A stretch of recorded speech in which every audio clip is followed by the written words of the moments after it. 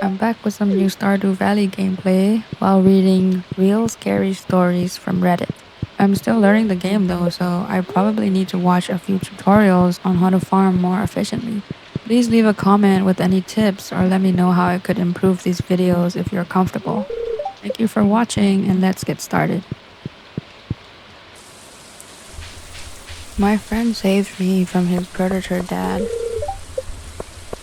Hi Reddit, this is my first time posting, so please forgive me if my formatting is weird. This happened about a long time ago now, but I still think about it and how grateful I am that it went the way it did. So I wanted to share. During my senior year of high school, I hung out with my friend Ellie and her boyfriend Gabe. Fake names. A lot throughout the semester. Ellie and I co-directed a school play and all three of us performed a song for our choir concert. One night after a rehearsal, I got a rather cryptic message from Gabe that just said, "Hey, do you think your mom and I could get lunch together soon? It's important." Now, I have anxiety, so this really freaked me out. I called Ellie to see if she knew anything about it that she could share with me, and all she said was, "It's not really something I can talk about. You really should meet with him though." So I messaged him back, agreeing to meet a few days later. It's important to note that this meeting happened maybe 2 weeks after my 18th birthday. So my mom and I meet with him, and after a decent amount of small talk, my mom finally asks, "Okay, Gabe, what's this about?"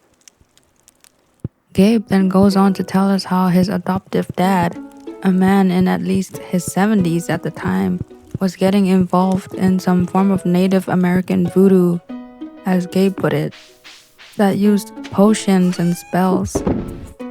The shoe dropped.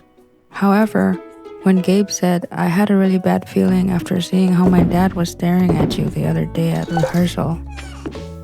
So I snuck into his room and found a picture under his pillow next to a love potion spell. It was two-sided. One was a picture of you, OP, and had the words, "I love you." The other side was a picture of him, Gabe's dad, with the words, "You will love me." I can still remember the feeling in my stomach when I heard that.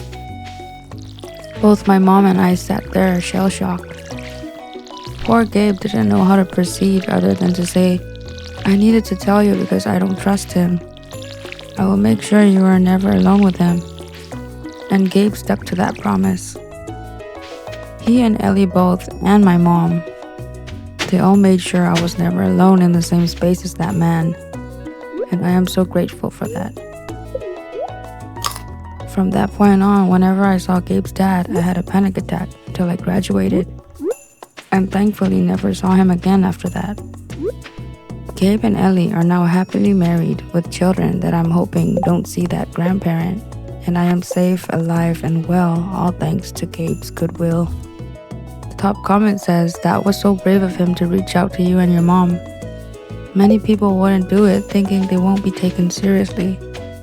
Also, kudos to you, your mom, and the friend for believing him and taking all the possible precautions. What a freaking nightmare." And OP replied to this comment saying, "No, seriously, I don't think that man was very kind to Gabe either.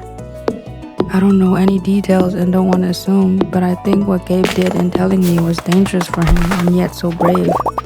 I am so grateful for Ellie and my mom always having my back." At one point, we had to do a small rehearsal at my house just on my front lawn. The creature stood outside his car watching, but my mom, the badass single mom she was, just paced in front of the lawn, keeping him in conversation and his eyes off me. She was like a lioness and it was awesome. Something weird just happened at my apartment. I just wanted some input on this situation because I'm kind of scared and don't exactly know what to do. I also want to see if anyone knows what this could be. It happened about 15 minutes ago at 9:30 p.m. My fiance and I were watching a movie while sitting on the couch when all of a sudden someone tried to open our door. It sounded like they tried to put keys in, but it didn't work. Then they knocked about 4 to 5 times. My fiance and I were a bit taken back and scared, obviously, as this hasn't happened to us and it is late. I looked through the peephole and I saw some bags outside and I didn't see anyone, so I decided to check the window that looks out to our door and apartment stairs. When looking through the window, we saw a woman sitting on the stairs on her phone, talking to someone. She had a lot of bags, duffel, almost like she was coming home from vacation or staying the night somewhere. I was nervous but worried she might need help, so after about 5 minutes, I decided to go into my apartment porch, which is separate from the front door but overlooks the stairs. I see her and ask her if everything's okay. She's on the phone talking to some woman and she looks at me and puts her finger up almost like, "I'm on the phone, give me a second look," which I guess I could understand because she was. When she got off the phone, I asked her again if she was okay or needed anything. She said that her friend lives here and she needs to see her. I told her, unfortunately, she has the wrong apartment. She keeps pushing, saying that her friend lives here. Then she says that she was here yesterday with her friend at this apartment. I was here all day yesterday and no one showed up or was here at all. Again, I say, unfortunately, you have the wrong apartment. Then she says what I assumed was her friend's name and says she is a tall, dark-skinned woman. I have never met anyone by the name she gave me or that description either. My fiance and I just moved here about a month ago and haven't met anyone, not even our neighbors. So again, for the last time, I tell her that she has the wrong apartment and the only ones that live here are my fiance and I. She then proceeded to tell me that she doesn't have her phone and has no way of contacting her friend and asked me if she could use my phone so she could log into her Instagram from my phone. I lied and said I don't have Instagram, but I said, "Is there anyone you need me to call for you?" And she looked at me and got up and started walking away.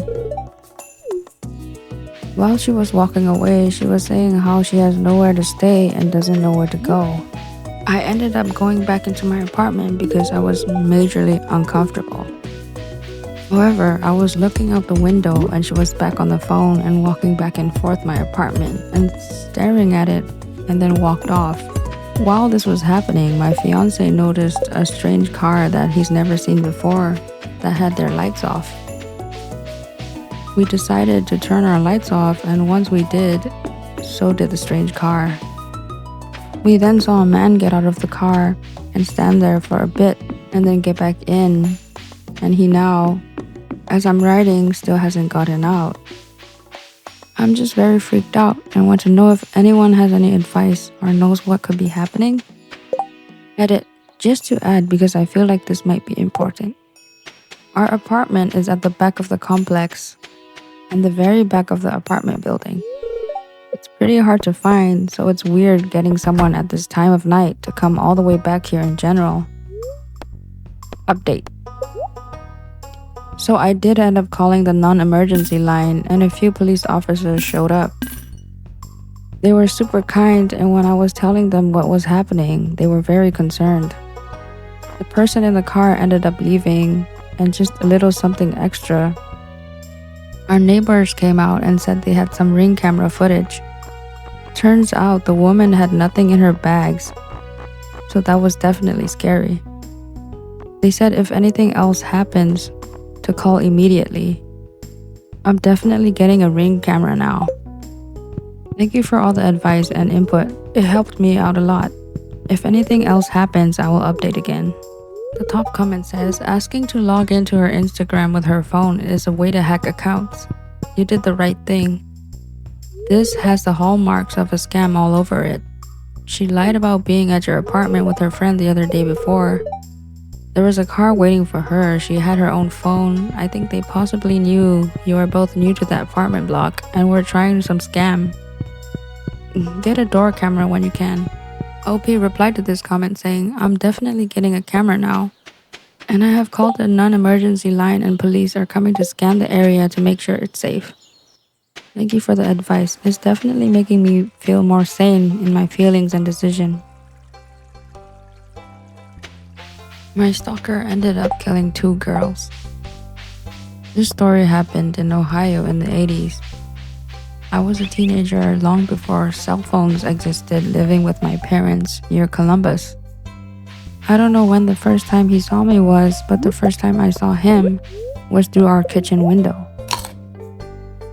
We had a pop-out greenhouse window, and it was late at night. I was getting a glass of water. All the lights were off, and I happened to look outside and saw a figure of a man outside of the window. I froze and just went back into my room because I was so scared, acting like nothing had happened. It may seem crazy I didn't do more, but this was not the first time that I felt someone was watching me.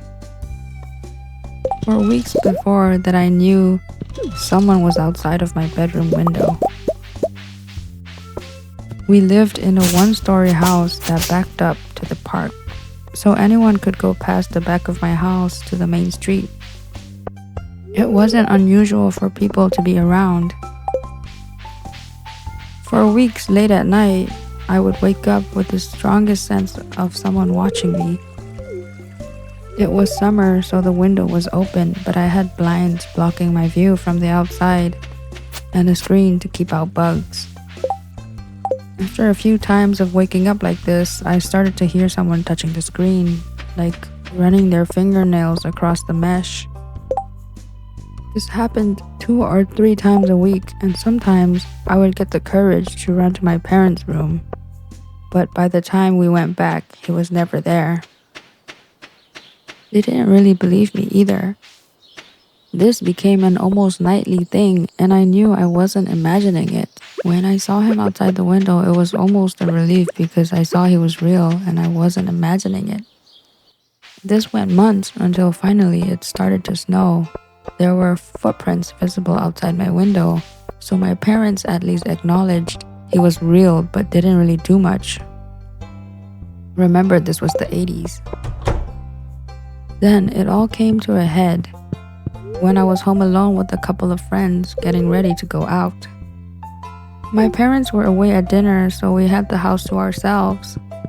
The blinds were up on one of the bedroom windows, and as I turned around, there he was, standing directly in the window, staring at us. He was a scary-looking guy with bright orange dyed hair. This time I screamed along with my friends. We ran into the bathroom, which didn't have any outside windows, and I finally got up the courage to run to the kitchen and call 911.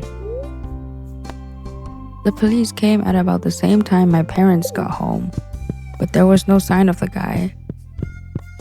The police basically accused my friends and I of drinking and making the whole thing up. A few weeks later, I happened to see a newspaper and stopped dead in my tracks. There was a picture of the guy on the front page. He had attacked 2 girls in a gas station and ended up killing them. The police had shot and killed him when they were trying to detain him. Honestly, I can't remember all the details and haven't been able to find the right article since. I remember feeling shocked and relieved that he wasn't coming back. So guy with the dyed orange hair, let's not meet. The top comment says, "I'm amazed at how many of these stories parents or police do not believe the children. I tried to help a girl at 3 a.m., but I was probably the one who needed help." This happened literally yesterday, and I honestly don't think I've fully processed it yet. Me, F19, and my friend, F19, were both biking home at around 3 a.m. on a dimly lit street right next to our house. On one side was a forest, pitch black beyond the tree line, and on the other side were a bunch of houses. From far away, we spotted a red car with one broken headlight parked ahead. As soon as we got closer, the car started moving past us very slowly, then made a U-turn and drove past us again. Even in the dark, it was obvious we were two girls alone at night, so we put some space between us and them. As soon as we got to the sidewalk, we noticed the girl standing partially hidden behind a white truck, watching that same red car. The car was creeping towards her. Then she ran off, running up the sidewalk and turning into a bike path that cuts through the forest. Immediately, two men got out of the car and followed her in. So we decided to follow and try to help that girl. Survival instincts hadn't kicked in yet. I live next to that forest. I know how dark it gets. No one walks that path without a flashlight unless they have a reason. And even then, it was 3 in the morning. The slow footsteps, the bucket hat guy, the way the car disappeared, it all felt wrong. We reached the path entrance and saw the red car just waiting there. The driver, a guy in a white bucket hat, looked straight at us, then sped away far into the street. The path was pitch black. We walked in, fence on one side, dense forest on the other. That's when I noticed slow, deliberate footsteps, keeping pace with us, definitely not an animal, and heavy enough to be a person. I kept walking on until my friend spotted the girl ahead of us. She shined her flash and called out, "Hey, are you okay?" The girl looked over her shoulder, stared for a moment with this unreadable, creepy expression, and then took off running deeper into the darkness. At that point, our survival instincts finally kicked in. We turned and sprinted back the way we came, screaming as we ran. We called the police as soon as we got back to the streets. Within minutes, 3 police cars arrived. They asked questions and one ghost car drove down the forest path.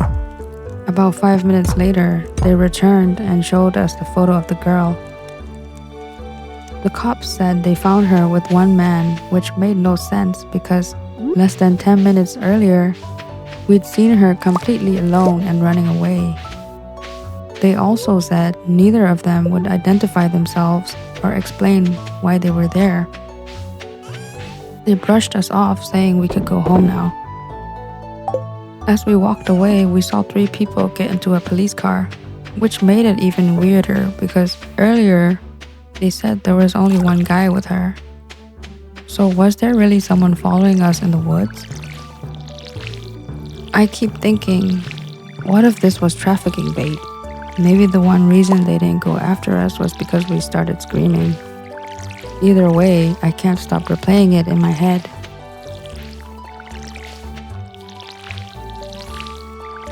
The top comment said, "Oh my god, that's awful. You did well to follow your instinct. If it's a trafficking bait, I hope your local police are going to investigate properly." OP responded saying, "You're so right. Instinct is everything in those kind of situations. So I hope so too. I'm waiting for any updates or callbacks from the cops." They didn't remove the pool. When I was a kid, my family lived in the house in Grand Junction. Before we moved in, the landlord told my parents something unsettling. There used to be a pool in the backyard, and years earlier, their young daughter had drowned in it. The house meant a lot to them, and they made it pretty clear that we needed to take care of the property, as it was extremely sentimental and wanted nothing changed. The pool was buried by the time we lived there. Not removed, but buried. The concrete foundation of the pool was still there. The outline of the pool could be seen because the grass never grew right. At the time, my sisters and I were too young to really understand, so my parents didn't tell us at the time. My parents didn't tell us much, and we didn't ask. Still, strange things happened in that house. Things we noticed, but didn't question until much later. We had a home alarm system that would chime out loud whenever a door opened. It didn't just beep, it announced the door. For example, ding ding garage door or ding ding front door. Back door, which used to lead to the pool, was still labeled in the system as pool door. Late at night, when everyone was asleep, the alarm would suddenly go off. Ding ding, pool door. Every bedroom in the house was close together. You could hear if someone got up, walked down the hall, or went into the kitchen, but no one ever did. My parents would get up to check, and the back door would actually be open. This didn't happen once, it happened multiple times. Always late at night. The same thing happened with the garage door. The alarm would announce it, and again, no one had moved. Another thing I remember clearly was the garage itself. Whenever my mom asked me to take out the trash, I'd get this overwhelming feeling of being watched the moment I stepped inside. It wasn't imagination or fear of the dark. It was intense, specific, like something was there, lurking in the shadows. I still remember that feeling today. One night, my mom was awake in the living room while the rest of us were asleep. She saw a shadow move down the hallway towards the bedrooms. She assumed one of us kids was sneaking around, so she got up to confront us. She walked past my room first and saw the shadow go into it. My door was open. Certain she'd caught someone, she walked in and flipped on the light. As a mother, she knew instantly that I wasn't pretending to sleep. I was out. I checked my closet, under my bed, and around the room. No one else was there. Confused, she went to my sister's room, expecting to find one of them awake. Their door was closed, and both of them were asleep too. My sisters shared a bedroom that we later realized was most likely the same room the landlord's daughter had used. Never confirmed, just assumption. At night, they would hear tapping on the wall. It wasn't rhythmic, and it wasn't loud, just deliberate. It didn't sound like pipes, the heater, or the house settling. One night, they started screaming for our parents over and over. They kept saying, "Someone is knocking, someone is knocking." They were screaming so loud I woke up and made my way to their room after hearing my parents rush out of their room into my sister's. We could hear it too. My dad always told us it was the heater or the pipes, and because we were kids, we believed him. Years later, when we talked about it again, he admitted the truth. He only said that because we were young. He never had an explanation for the sound.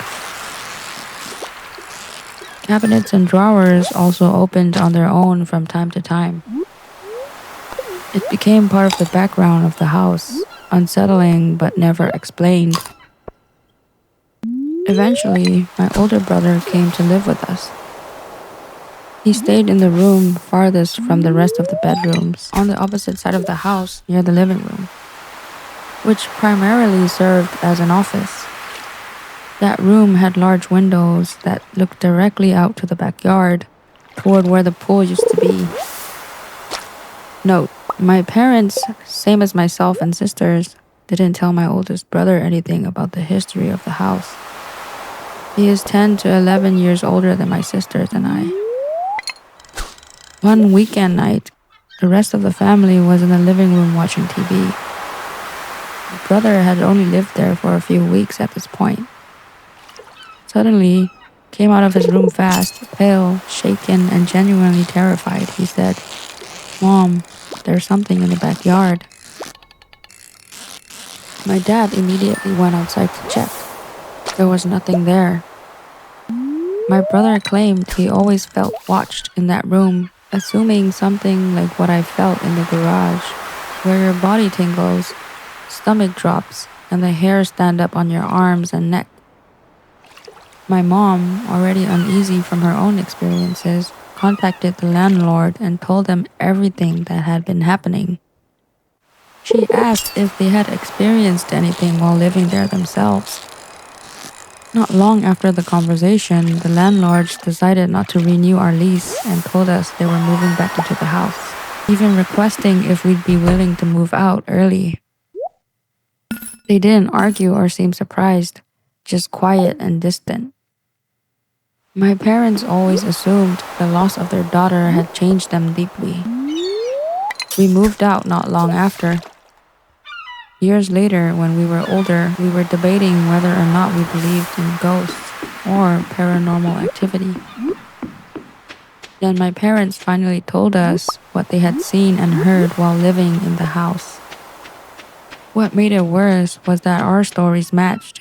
Feelings, moments, details, without us ever knowing the full history at that time. Even now, telling it gives me chills. Writing it brings back that same familiar feeling, the one I had in the garage, the one that made the house feel like it was never truly empty. OP left a comment under her post saying the landlord never discussed many details, unfortunately. Assuming due to their reaction they knew and possibly experienced it themselves. Possibly hoping that them moving would bring their daughter peace or push her to move on. My night experiences at the water park Hurricane Harbor in Arizona as a security guard. A number of years ago, I worked as a security guard at Hurricane Harbor in Arizona. I originally worked during the day but shifted to nights in the off seasons. On one of the nights I first worked, a seasoned guard told me that sometimes they hear things at night. I pushed back on him a lot and thought it was hazing. Called him out thinking they were trying to spook me. I talked to superiors in the coming days and they also told me sometimes the voice of a woman is heard at night and people see things. My superior told me she personally heard a woman talking in the bathrooms by the lazy river, which are checked and locked after the park closes. And when they unlocked it in the middle of the night, there was no one inside. I was told before, Six Flags owned the park. A woman fell off a slide that no longer exists and died. At the time, I couldn't find any info on it, but checking the park's history recently, I found it. It's true. Back when the park was originally Waterworld Safari, a woman did fall off a slide named Kilimanjaro and died of head trauma in 2001.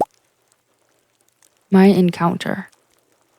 One night, I was working with a newer guard overnight. We did our usual patrols to check cameras, gates, and doors. When we got to the cabanas by the wave pool, one of the TVs was still on. Didn't think much of it and shut it off and set the controller back on the table. As we were walking out, the TV turned itself back on. Weird, but wrote it off and turned off the TV again. Then as we continued our rounds, I heard what sounded like a woman talking in the bushes by Mammoth Falls. The other guard didn't hear it, but he knew I wasn't screwing around. At this point, we're thinking some people snuck in or something. Because of the fences and blocked off areas, we had a pinch point. He went around and I went from the other direction and closed in. No one was there. We then finished checking the entire area and nothing. As we were walking away, we then hear someone whistle right from the area we just finished checking 100%. This time, he heard it and we fully checked it again. Nothing. If someone was there, they could not have gotten away without us seeing them. After that, we wrap up and head back to the office talking about how weird that was. I then have to use the restroom. We get back to the office and I get the key for the main guest bathrooms right next to the office. When I unlock and open the door, I hear the wet running of feet on the ground. I immediately radio to the other guard and he sprints over within 15 seconds while I stand in the doorway. That door is the only way in or out. We walk through together on opposite sides. We meet in the middle, no one inside. Someone commented saying, "Wow, that's wild. I grew up in Phoenix and went to Waterworld Safari in Glendale when I was a kid around 1994 or 1995. I didn't know until now that someone died there on a ride. Thank you for sharing your experience." OP replied to this comment saying, "I went occasionally as a kid and preteen, probably right after or before it became Wet n Wild in 2009. Never imagined I would be working there, but got laid off from my career during COVID and needed income, so I ended up working there after it became Six Flags for a year. Honestly, it was super fun." My 3-year-old just saw her missing/murdered grandmother. My daughter's grandma has been a missing person in Alberta, Canada since 2004, presumed murdered. My almost 3-year-old was just in the office talking to herself. I said, "Hey, who are you talking to?" She says, "Grandma in here." Thinking she meant my mom, I said, "Oh no, Grandma is at home with Peepaw." She says, "No, other grandma, have black hair." She did have black hair. She's never seen a photo of her dad's mom. Her dad does not live with us and isn't in the picture. Her missing grandma has never even been mentioned to her before. Then she keeps saying, "Daddy, Grandma." She says Grandma says, "Hi, Daddy." She never even mentions her dad or even says the word daddy, so this is extra weird. Then I try to put her to bed and she runs back to the office and says, "Good night, Grandma," waving at the wall. Then says, "Daddy, Grandma waked up." My hair is still standing on end and it's been over 30 minutes since this happened. I am fucking shook. I swear to God, if I see on the news that they found her body later, I need a cigarette. Top comment asked, "Are you gonna tell her dad?" OP replied to this question saying, "There's a restraining order at the moment, but I told her dad's brother, so I hope he does pass it along to him." Someone replied to OP saying, "It's very kind of you to share the message, despite everything about the situation. I'm presuming he made some bad decisions regarding how he treated you. I'm glad you and your daughter are safe." OP replied to this saying, "Thank you, it's been a journey for sure, but thankfully safe now. When your mom goes missing as a youth, it is bound to affect temperament into adulthood, unfortunately."